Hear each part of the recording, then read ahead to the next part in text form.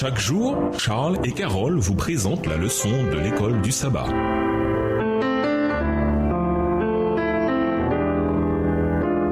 Bienvenue dans votre émission Dieu nous parle. Leçon de jeudi. Cherchez premièrement. La Bible dit que la foule nombreuse écoutait Jésus avec plaisir. Marc 12, verset 37. La plupart des personnes qui composaient ces foules qui suivaient et écoutaient Jésus étaient des gens ordinaires. Ce sont eux qu'il nourrit à flanc de montagne et eux qui entendirent le sermon sur la montagne. Jésus leur dit à peu près: Je sais que vous vous inquiétez de pouvoir subvenir aux besoins de vos familles. Vous vous inquiétez à propos de la nourriture et de la boisson dont vous aurez besoin chaque jour et des vêtements dont vous avez besoin pour vous tenir chaud et vous protéger. Mais voici ce que je propose. Lisons Matthieu 6 et versets 25 à 33. Quelle était la promesse et que devaient faire les gens pour la recevoir? Matthieu 6 et versets 25 à 33. C'est pourquoi je vous dis, ne vous inquiétez pas pour votre vie de ce que vous mangerez, ni pour votre corps de quoi vous serez vêtus. La vie n'est-elle pas plus que la nourriture et le corps plus que le vêtement? Regardez les oiseaux du ciel. Ils ne sèment ni ne moissonnent et ils n'amassent rien dans des greniers. Et votre Père céleste les nourrit. Ne valez-vous pas beaucoup plus que qui de vous, par ses inquiétudes, peut ajouter une coudée à la durée de sa vie? Et pourquoi vous inquiétez au sujet du vêtement? Considérez comment croissent les lys des champs. Ils ne travaillent ni ne filent. Cependant, je vous dis que Salomon, même dans toute sa gloire, n'a pas été vêtu comme l'un d'eux. Si Dieu revêt ainsi l'herbe des champs qui existe aujourd'hui et qui demain sera jetée au four, ne vous vêtira-t-il pas à plus forte raison, gens de peu de foi? Verset 31. Ne vous inquiétez donc point et ne dites pas: que mangerons-nous, que boirons-nous, de quoi serons-nous vêtus? Car toutes ces choses, ce sont les païens qui les recherchent. Votre Père céleste sait que vous en avez besoin. Cherchez premièrement le royaume et la justice de Dieu et toutes ces choses vous seront données par-dessus. Ne vous inquiétez donc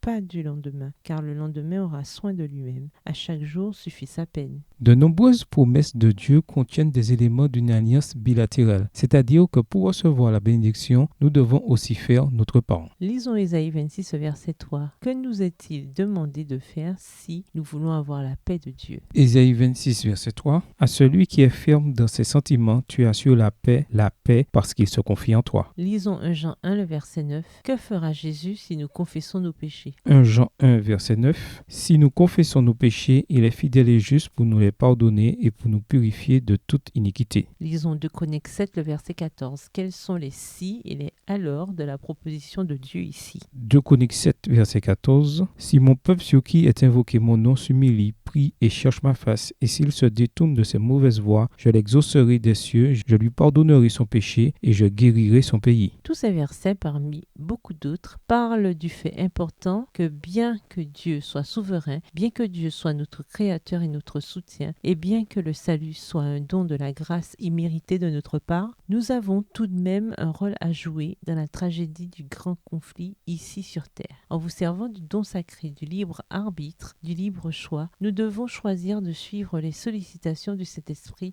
et obéir à ce que Dieu nous appelle à faire. Bien que Dieu nous offre des bénédictions et la vie, nous pouvons choisir la malédiction et la mort à la place. Pas étonnant que Dieu dise: choisis la vie afin que tu vives, toi et ta descendance. Deutéronome 30, le verset 19. Au revoir. Et à demain si Dieu veut.